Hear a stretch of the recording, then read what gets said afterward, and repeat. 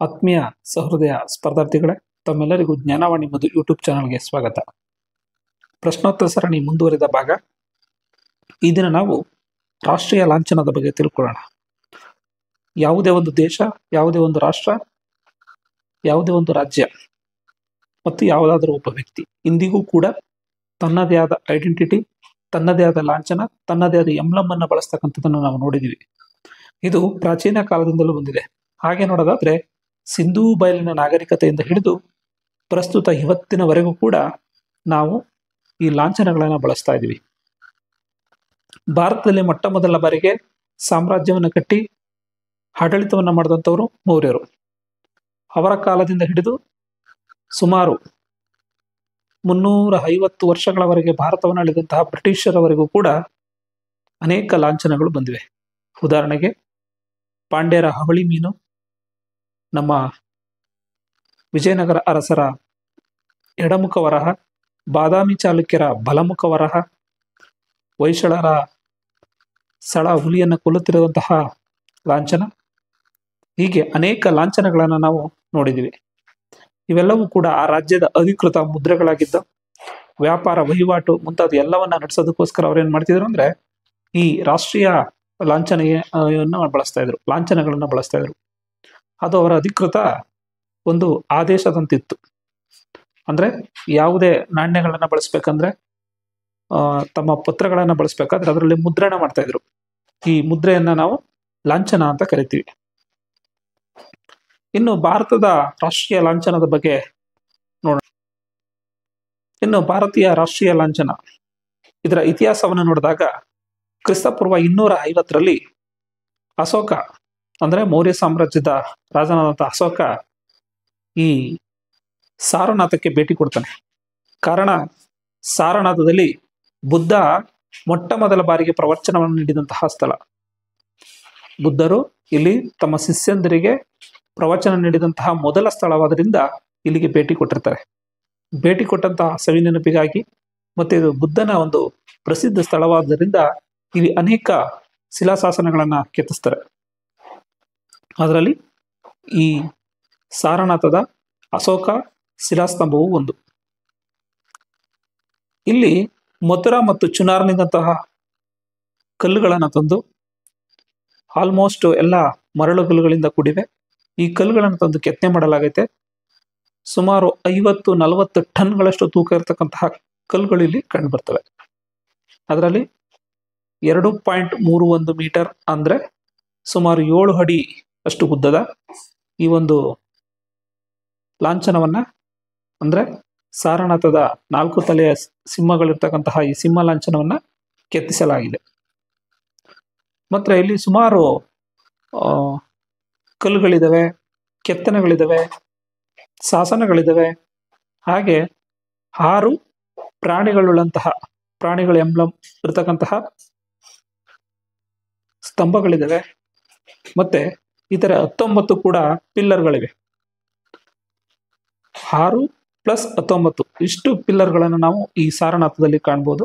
ಅದರಲ್ಲಿ ಬಹುಮುಖ್ಯವಾದದ್ದು ನಮ್ಮ ರಾಷ್ಟ್ರೀಯ ಲಾಂಛನವನ್ನು ಮಾಡ್ಕೊಂಡಿರ್ತಕ್ಕಂಥದ್ದು ಒಂದು, ಅದು ಸಾರನಾಥದ 4 ತಲೆಯ ಸಿಂಹ ಇರತಕ್ಕಂಥದ್ದು. ಇದನ್ನು ನಾವು ರಾಷ್ಟ್ರೀಯ ಲಾಂಛನವಾಗಿ ಮಾಡ್ಕೊಂಡಿದ್ವಿ. ಇದು ಇತಿಹಾಸ. ಆದ್ರೆ ಇದು ಬೌದ್ಧ ಧರ್ಮದ ಇತಿಹಾಸವನ್ನು ಹೇಳ್ತದೆ. ಅವತ್ತಿನ ಕಾಲದಲ್ಲಿ 250ರಲ್ಲಿ, ಕ್ರಿಸ್ತಪೂರ್ವ 250ರಲ್ಲಿ ಯಾವ ಅಂಶಗಳ ಆಧಾರದ ಮೇಲೆ ಇದನ್ನ ಕೆತ್ತನೆ ಮಾಡಲಾಗಿದೆ ಅಂತ ನೋಡೋದಾದ್ರೆ, ಆ 4 ತಲೆಯ ಸಿಂಹಗಳು ಜ್ಞಾನೋದಯವನ್ನ ಸೂಚಿಸ್ತವೆ. ಬುದ್ಧನ ಜ್ಞಾನೋದಯವನ್ನ ಸೂಚಿಸಿದಂಥವು. ನೆಕ್ಸ್ಟ್ ಕುದುರೆ ಇದೆಯಲ್ಲ, ಈ ಕುದುರೆ ಬುದ್ಧ ಮನೆಯನ್ನ ಬಿಟ್ಟು ಹೋದಂತಹ ದಿನ, ಅಂದ್ರೆ ಅರಮನೆಯನ್ನ ಬಿಟ್ಟು ಹೋದಂತಹ ಮಹಾಪರಿತ್ಯಾಗವನ್ನ ಸೂಚಿಸುತ್ತೆ. ಇನ್ನು ಧಮ್ಮಚಕ್ರ, ಅಲ್ಲೊಂದು ಚಕ್ರ ಇದೆ, ಈ ಚಕ್ರವನ್ನ ಧಮ್ಮಚಕ್ರ ಅಂತ ಕರೀತಾರೆ. ರಥ ಏನಿದೆಯಲ್ಲ, ಈ ರಥವನ್ನ ಬುದ್ಧನ ವಿಮೋಚನೆಯ ರಥ ಅಂತ ಕೂಡ ಕರೀತಾರೆ. ಅಂದ್ರೆ ಜ್ಞಾನೋದಯದ ನಂತರ ಬದುಕಿನ ಬವಣೆಗಳನ್ನ ದಾಟಿ ಎಲ್ಲ ಬಂಧನಗಳನ್ನ ಮೀರಿ ನಡೆಯುವಂತಹ ಒಂದು ವಿಮೋಚನೆಯನ್ನ ಸೂಚಿಸ್ತದೆ. ಇಲ್ಲಿ 24 ಅರೆಗಳಿವೆ. ಇವನ್ನ ಇಂಗ್ಲಿಷ್ನಲ್ಲಿ ಸ್ಪೋಕ್ಸ್ ಅಂತ ಕರೀತಾರೆ. 24 ಅರೆಗಳು, ಕನ್ನಡದಲ್ಲಿ ಅರೆಗಳು ಅಂತ ಕರಿತೀವಿ. ಈ 24 ಅರೆಗಳು 24 ಗಂಟೆಗಳನ್ನು, ದಿನಗಳನ್ನು ಸೂಚಿಸ್ತವೆ. ಅದರ ಜೊತೆಗೆ 12 ಸಪ್ರೇಟ್ ಮಾಡೋರೆ. 12 ಜೀವನದ ಬಂಧನಗಳನ್ನು ಸೂಚಿಸಿದ್ರೆ, ಇನ್ನೆರಡು ಅಂತಿಮ ಜ್ಞಾನೋದಯದ ಬಗ್ಗೆ ಸೂಚಿಸ್ತವೆ. ಇನ್ನು ಆನೆ, ನಾವು ಆನೆಯನ್ನ ಹಲವಾರು ಬೌದ್ಧ ಧರ್ಮದ ಅನುಯಾಯಿಗಳು ಮತ್ತೆ ಈ BSP ರಾಷ್ಟ್ರೀಯ ಪಕ್ಷ ಏನಿದೆ ಅದು ಕೂಡ ಆನೆಯನ್ನು ಬಳಸುತ್ತೆ. ಕಾರಣ ಏನು ಅಂದ್ರೆ ಅದು ಬೌದ್ಧ ಧರ್ಮದ ಒಂದು ಸಂಕೇತ.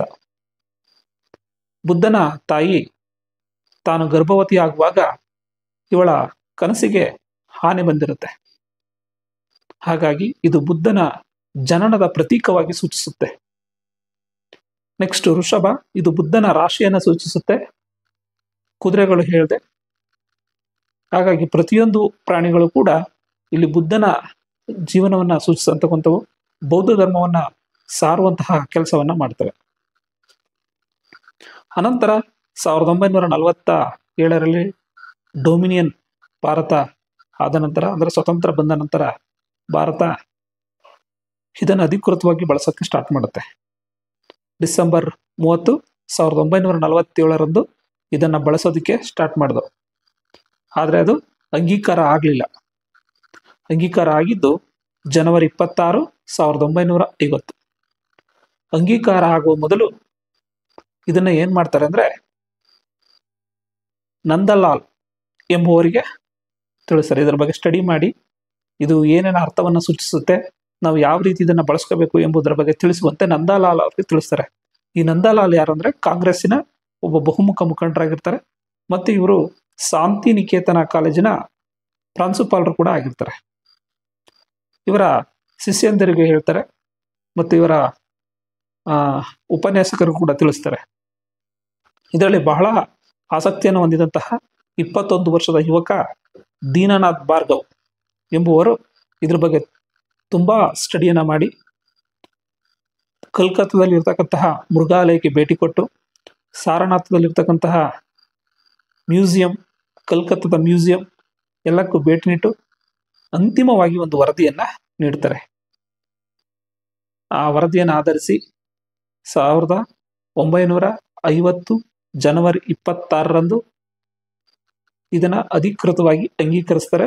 ಮತ್ತೆ ಇವರು ಏನು ವರದಿಯನ್ನು ಕೊಟ್ಟಿದ್ದಾರೋ ಹಾಗಾಗಿ ಪ್ರತಿಯೊಂದು ಪ್ರಾಣಿಯ ಏನನ್ನ ಸೂಚಿಸುತ್ತೆ ಎಂಬುವ ವರದಿಯನ್ನ ಇಲ್ಲಿ ತಿಳಿಸೋರೆ. ನೋಡೋಣ ಬನ್ನಿ ವಿದ್ಯಾರ್ಥಿಗಳೇ. ಇದೀಗ ನಾವು ಸಾರನಾಥ ಲಯನ್ ಕ್ಯಾಪಿಟಲ್ ನ ನೋಡ್ತಾ ಇದ್ದೀವಿ. ಮೊದಲನೇದಾಗಿ ಈ ರೋರಿಂಗ್ ಲಯನ್ಸ್, ಗರ್ಜಿಸುವ ಸಿಂಹಗಳು 2022ರಲ್ಲಿ ಅಪ್ಡೇಟ್ ಮಾಡಿದ್ದಾರೆ.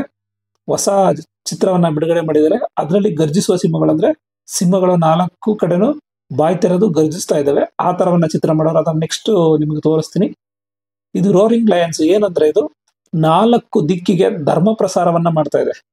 ಅಂದ್ರೆ 4 ದಿಕ್ಕಿಗೂ ಕೂಡ ಬೌದ್ಧ ಧರ್ಮವನ್ನ ಪ್ರಸಾರ ಮಾಡೋದನ್ನ ಅಂದು ತೋರಿಸ್ತಾ ಇದೆ.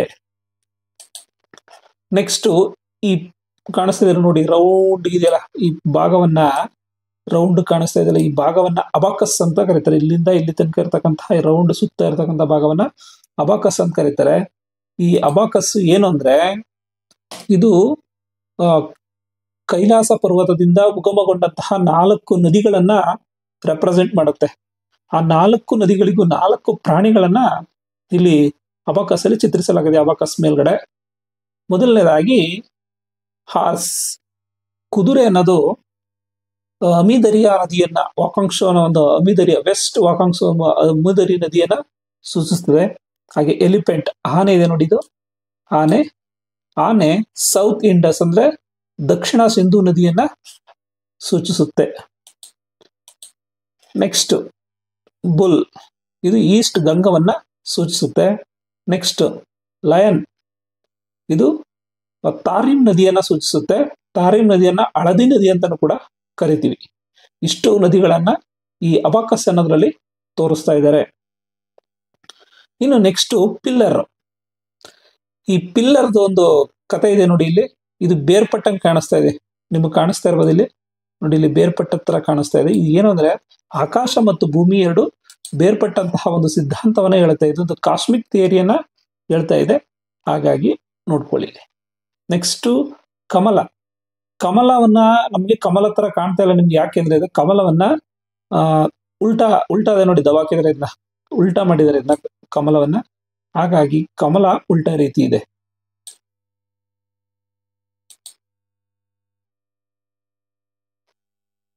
ಇದು ಕೊಳಕು ಮತ್ತು ನೀರು. ಕಮಲ ಕೊಳಕಾದ ನೀರಿನಿಂದ ಹೇಗೆ ಬೇರ್ಪಟ್ಟಿದೆ ಎಂಬುದನ್ನ ಸೂಚಿಸುತ್ತೆ. ಈ ಎಲ್ಲ ನೀವಿಷ್ಟು ನೋಡಿದ್ರಲ್ಲ, ಇಷ್ಟು ಕೂಡ ಬೌದ್ಧ ಧರ್ಮದ ಸಂಬಂಧಿಸಿದಂಥವು. ಈ ಧರ್ಮಚಕ್ರ ಇದೆ ನೋಡಿ ಇಲ್ಲಿ, ಇದು ಕಾಲ ಸೂಚಕವಾಗಿ ಸೂಚಿಸುವಂಥದ್ದು ಧರ್ಮಚಕ್ರ. ಈ ಧರ್ಮಚಕ್ರ ಬಗ್ಗೆ ನಾನು ಮೊದಲೇ ಹೇಳ್ದಂಗೆ ಇಲ್ಲಿ ನೋಡಿಲಿ, ಇದನ್ನ ಅರೆಗಳು ಅಂತ ಕರಿತೀವಿ. ಇದು 24 ಇದೆ, ಸ್ಪೋಕ್ಸ್ ಅಂತ ಇಂಗ್ಲಿಷ್ ಅಲ್ಲಿ ಕರಿತೀವಿ, ಹರೆಗಳು. ಇದನ್ನು ಚಕ್ರ ಅಂತ ಕರಿತೀವಿ. ಚಕ್ರದ ಬಗ್ಗೆನೆ ಒಂದು ಎಪಿಸೋಡ್ ಮಾಡ್ಬೋದು, ಯಾಕೆಂದ್ರೆ ವಿಷ್ಣು ಚಕ್ರ ಇದೆ, ನಮ್ಮ ಸೂರ್ಯ ಅನ್ನೋದ ಚಕ್ರ ಇದೆ, ಹಿಂದೂ ಧರ್ಮದಲ್ಲಿ ಚಕ್ರ ಇದೆ, ಅನೇಕ ಧರ್ಮಗಳಲ್ಲಿ ಈ ಚಕ್ರವನ್ನ ವಿವಿಧ ರೀತಿಯಲ್ಲಿ ಬಳಸಿದ್ದಾರೆ. ಜೈನ ಧರ್ಮದಲ್ಲಿದೆ, ಬೌದ್ಧ ಧರ್ಮದಲ್ಲಿದೆ. ಹಾಗಾಗಿ ಇದ್ರ ಬಗ್ಗೆನೇ ಒಂದು ಎಪಿಸೋಡ್ ಮಾಡ್ಬೋದು. ಆದ್ರೂ ಇವತ್ತಿನ ಕ್ಲಾಸ್ನಲ್ಲಿ ನಾವು ಇಷ್ಟು ಮಾತ್ರ ತಿಳ್ಕೊಳ್ಳೋಣ. ನಾನು ನಿಮ್ಗೆ ಮೊದಲೇ ತೋರಿಸ್ದಂಗೆ ಈಗ 2022ರಲ್ಲಿ ಹೊಸದಾಗಿ ಅಪ್ಡೇಟ್ ಆದಂತಹ ಒಂದು ನಮ್ಮ ರಾಷ್ಟ್ರೀಯ ಲಾಂಛನ ನೋಡಿ. ಇದರಲ್ಲಿ ಗರ್ಜಿಸುವ ಸಿಂಹಗಳನ್ನ ನಾವು ಕಾಣ್ಬೋದು. ಇದು ಮೂಲ ಎಲ್ಲಿದೆ ಅಂದ್ರೆ ಸಾರನಾಥದ ಮ್ಯೂಸಿಯಂ ಅಲ್ಲಿದೆ. ಆ ಮ್ಯೂಸಿಯಂನ ಹಳೇ ಲಾಂಛನವನ್ನ ಈಗ ಹೊಸ ಮರುರೂಪವನ್ನು ಕೊಟ್ಟಿದ್ದಾರೆ. ಈ ಮರುರೂಪದಲ್ಲಿ ಏನಿದೆ ಅಂದ್ರೆ ಗರ್ಜಿಸುವ ಸಿಂಹಗಳನ್ನ ಕೆತ್ತಲಾಗಿದೆ.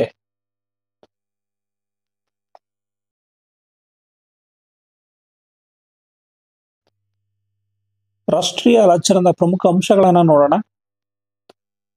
ಇದು ಕ್ರಿಸ್ತಪೂರ್ವ 250ರಲ್ಲಿ ಚಕ್ರವರ್ತಿ ಅಶೋಕನು ಸಾರನಾಥದಲ್ಲಿ ನಿರ್ಮಿಸಿದ ಸ್ತಂಭದ ಮೇಲಿರುವ ಶಿಲ್ಪವಾಗೈತೆ.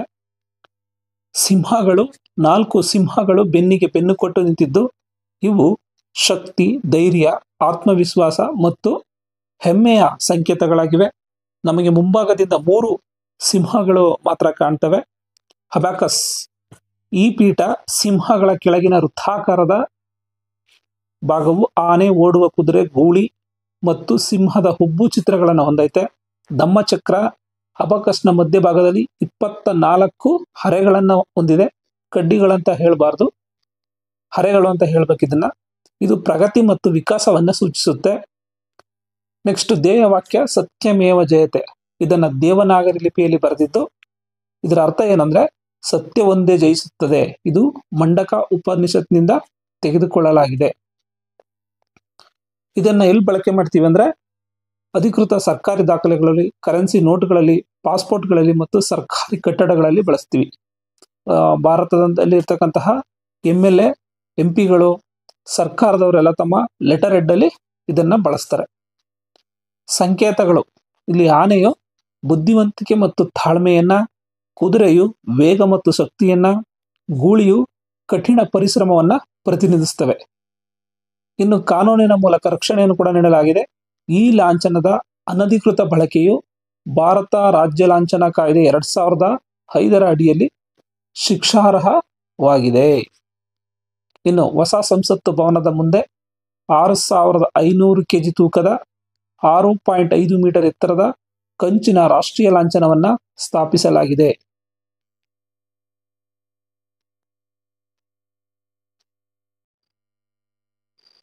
ಆತ್ಮೀಯ ಸ್ಪರ್ಧಾರ್ಥಿಗಳೇ, DC ಇಂದ ಹಿಡಿದು PC ವರೆಗೆ ಯಾವುದೇ ಪ್ರಶ್ನೆಗಳನ್ನ ಕೇಳಿದ್ರು ರಾಷ್ಟ್ರೀಯ ಲಾಂಛನದ ಬಗ್ಗೆ ಯಾವ ಪ್ರಶ್ನೆಗೂ ನಿಮ್ಗೆ ಉತ್ತರ ಗೊತ್ತಿಲ್ಲ ಅಂತ ಅನ್ಬಾರ್ದು. ಅಥವಾ ವಿವರಣಾತ್ಮಕವಾಗಿ ಏನಾದ್ರು ಬರೆಯದಿದ್ರು ಕೂಡ ಈ ವಿಡಿಯೋ ನೋಡಿದ್ರೆ ಸಂಪೂರ್ಣ ಮಾಹಿತಿಯನ್ನು ನೀಡಬೇಕು. ಆ ರೀತಿಯ ಒಂದು ಪ್ರಯತ್ನ ಪಡಬೇಕು ಅಂತ ನಾನು ಪ್ರಯತ್ನ ಪಟ್ಟಿದ್ದೀನಿ. ಈ ಚಾನಲ್ ಬಗ್ಗೆ, ಈ ವಿಡಿಯೋ ಬಗ್ಗೆ ನಿಮ್ಗೆ ಇಷ್ಟ ಆದರೆ ದಯವಿಟ್ಟು ಲೈಕ್ ಮಾಡಿ, ಶೇರ್ ಮಾಡಿ. HSTR ಮತ್ತು PSTR ಮತ್ತು GPSTR ಹುದ್ದೆಗಳಿಗೆ ತುಂಬ ಅನುಕೂಲ ಆಗುತ್ತೆ. ಇನ್ನು ಹಿಸ್ಟ್ರಿ, PUK ಲೆಕ್ಚರ್ಗಳಿಗೂ ಕೂಡ ಇದು ತುಂಬ ಹೆಲ್ಪ್ ಆಗುತ್ತೆ ಈ ವಿಷಯ. ಹಾಗಾಗಿ ಮುಂದಿನ ಇದೇ ಥರದ ವಿಡಿಯೋಗಳನ್ನು ನಾನು ಹೆಚ್ಚೆಚ್ಚು ಮಾಡಬೇಕು ಅಂದರೆ ನಿಮ್ಮ ಸಹಕಾರ, ಬೆಂಬಲ ಅಗತ್ಯ. ಆದ್ದರಿಂದ ದಯವಿಟ್ಟು ನಮ್ಮ ಚಾನಲನ್ನು ಸಬ್ಸ್ಕ್ರೈಬ್ ಮಾಡಿ. ಧನ್ಯವಾದಗಳು.